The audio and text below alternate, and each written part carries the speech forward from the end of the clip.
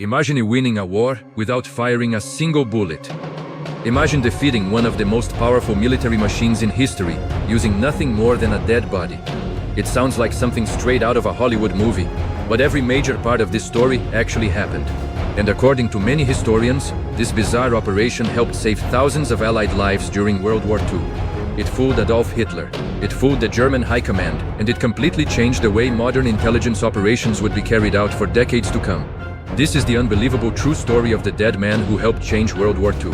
But to understand why this plan was so extraordinary, we first have to travel back to one of the darkest moments of the war. The year was 1943. The world had already been at war for nearly 4 years. Entire cities had been reduced to rubble. Millions of people had already lost their lives. Although the Allies had begun turning the tide in North Africa, victory was still far from guaranteed. The next step was obvious. The Allies needed to invade Europe. But there was one enormous obstacle standing in their way. The island of Sicily, located just off the southern coast of Italy, Sicily wasn't just another island, it was the gateway into mainland Europe. Anyone looking at a map could immediately understand its importance. Control Sicily, and you opened the door to Italy. Control Italy, and you placed enormous pressure on Nazi Germany from the south. Military leaders on both sides knew this, which created a serious problem. The Germans weren't stupid. In fact, they were expecting exactly that. Every military analyst agreed that Sicily was the logical next target. German defenses there were becoming stronger every week. More soldiers, more artillery, more aircraft, more minefields. The longer the Allies waited, the harder the invasion would become. A direct assault against a fully prepared German defense could become one of the bloodiest operations of the entire war. Thousands, perhaps tens of thousands, could die before even reaching the beaches. The Allies desperately needed something they didn't have: surprise. And surprise is incredibly difficult when your enemy already knows exactly where you're coming. Inside a quiet office in London, far away from the explosions, gunfire, and battlefields, a small group of British intelligence officers faced an impossible challenge.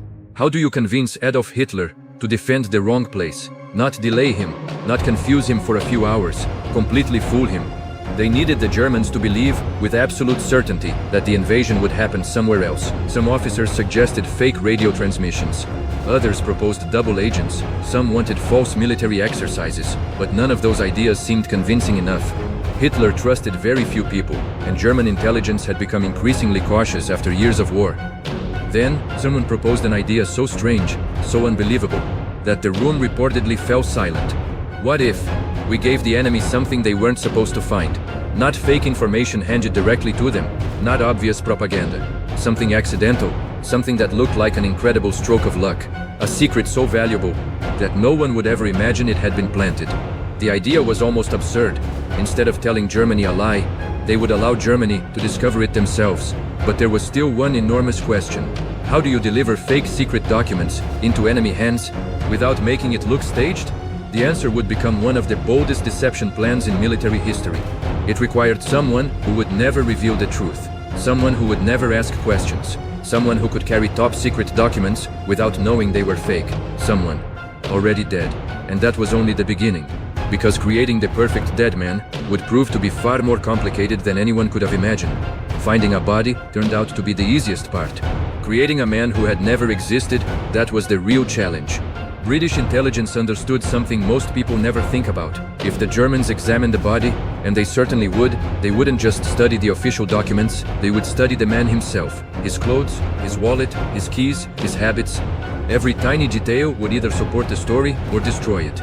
The operation couldn't rely on a single forged document. It needed an entire human life. Every pocket had to tell the same story. Every object had to feel authentic, because real people don't carry only military secrets. They carry memories, receipts, photographs, letters they haven't answered, small pieces of everyday life. So the intelligence officers began building a man from scratch. His name would be Major William Martin, a captain in the Royal Marines, given the temporary rank of major. Not too famous, not too important, just important enough to be trusted with highly classified information. His age matched the body. His rank made sense. His assignment looked believable, but that wasn't enough. Major Martin needed a personality. He needed friends. He needed problems. He needed a future that would never happen. One officer later described this process as creating a life in reverse. Instead of watching someone grow older, they were inventing memories for a man who was already dead. The team filled his wallet with ordinary items: a membership card, theater ticket stubs, a receipt from a jeweler, a used bus ticket, coins, keys, nothing extraordinary. Exactly what an ordinary officer might carry. Then came the most important detail of all, his fiancée. British intelligence created a fictional young woman named Pam. She wasn't just a name on paper. She had photographs, handwritten love letters, personal notes, even playful complaints about how long Major Martin had been away. The letters felt real because they were written that way. Not like official documents, like two people genuinely in love. One note teased him for forgetting to write. Another mentioned plans for the future. There was even a photograph carefully placed inside his wallet. The kind of picture a man might look at while serving overseas. These details were never intended for the public. They were created for German intelligence officers, because spies are human too, and humans believe stories far more easily than documents. The British knew that if investigators emotionally accepted William Martin as a real person, everything else would become easier to believe, even the lies. Next came the military paperwork. Inside a locked briefcase were confidential letters exchanged between senior Allied commanders. The language was careful, subtle, natural. The letters never openly declared that Sicily was safe. Instead, they casually suggested that the Allies were preparing major operations against Greece and Sardinia. Exactly the kind of information an enemy would desperately want. The brilliance of the deception was that it never sounded like deception. Military officers often write indirectly. They assume the reader already understands the situation. So the forged letters were filled with references, assumptions, and routine military language. Nothing felt dramatic. Nothing screamed, "This is a secret," which made them even more convincing. Every page was designed to survive scrutiny. Every signature matched genuine officials. Every date aligned perfectly with real military movements. Every envelope looked as though it had passed through normal channels. Months of planning came down to tiny details most people would never notice. Even the briefcase itself had to appear naturally secured to Major Martin's wrist. Not because it looked dramatic, but because officers carrying sensitive material often traveled that way. Then came the final obstacle. The body had to be found, not by the British, not by the Germans, but by someone in between. Someone likely to share the discovery with Nazi intelligence. That place was Spain. Officially, Spain remained neutral during World War II, but many officials quietly cooperated with Germany. British intelligence knew there was a very good chance that any classified documents recovered there would eventually reach Berlin. The location had to be perfect. Too far from shore, and the body might disappear forever. Too close, and the deception might look suspicious. Everything depended on chance. Or at least, on making chance look real. Late one night, the body was placed inside a submarine. The crew knew they were carrying something unlike anything ever attempted during the war. No guns, no bombs, no soldiers, just one silent passenger, whose final mission was only beginning. As the submarine approached the Spanish coast under the cover of darkness, the officers prepared the body one last time. Life jacket secured, briefcase attached, uniform checked, every button, every pocket, every detail. Because once the body entered the water, there would be no second chance, no corrections, no backup plan. One mistake could cost thousands of lives. Before dawn, the hatch slowly opened. Cold air rushed inside. The sea was calm. The officers stood in silence. Then, without ceremony, they gently released Major William Martin into the water. The current slowly carried him away. Now, the greatest deception of World War II was completely out of British hands. All they could do was wait. The body drifted toward the Spanish coast, and for a while, nothing happened. That was the terrifying part. The entire operation now depended on the sea. The waves, the wind, the current, and pure luck. If the body sank, the mission was over. If the documents were destroyed, the mission was over. If the wrong person found him, the mission was over. But then, a fisherman spotted something floating near the shore. At first it looked like another tragic casualty of war.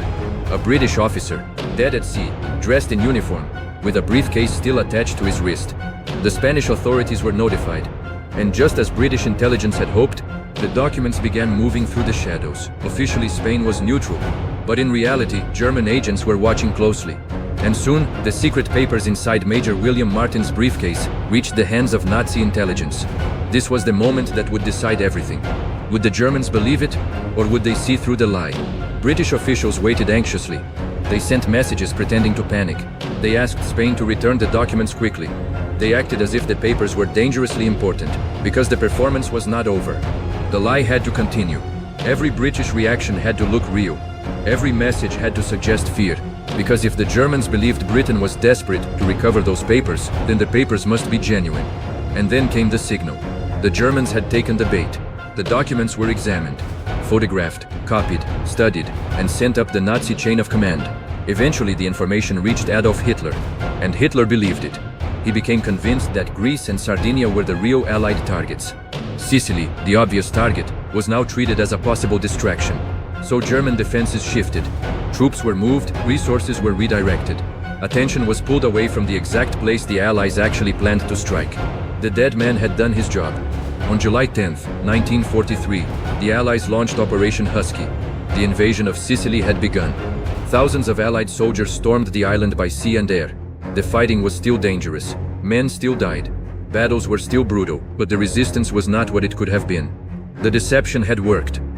The Germans had been looking in the wrong direction. And because of that, the Allies gained a crucial foothold in Europe. Sicily fell. Mussolini's regime began to collapse. Italy was pushed closer to leaving the war, and Nazi Germany was forced to fight on a new front. All because of a man who was never supposed to exist.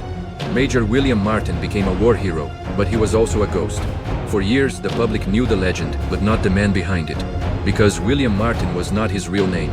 His love letters were fake, his fiancée was fake, his military identity was fake, but the body was real. The dead man used in the operation was believed to be Glyndwr Michael, a homeless Welsh man who had died in London. In life, he had been almost invisible. In death, he became part of one of the most successful intelligence operations in history. It is a strange and uncomfortable truth. A forgotten man became the center of a plan that fooled Hitler. He never volunteered, he never knew the mission, he never heard the speeches, he never saw Sicily fall. But his body carried a lie across the sea, and that lie helped change the course of the war. Operation Mincemeat proved something terrifying and brilliant at the same time. Wars are not won only with tanks, or planes, or guns. Sometimes they are won with paper, with patience, with psychology. With a story so convincing that the enemy chooses to believe it. And perhaps that is the most haunting part of all. The Nazis did not simply receive false information. They trusted it, they acted on it, they moved soldiers because of it, they changed strategy because of it. And by the time they realized the truth, it was already too late. A dead man had washed ashore, a briefcase had been opened, a lie had traveled to Berlin, and history had already changed. One body, one fake identity, one impossible plan. This was Operation Mincemeat, the dead body that helped change World War II.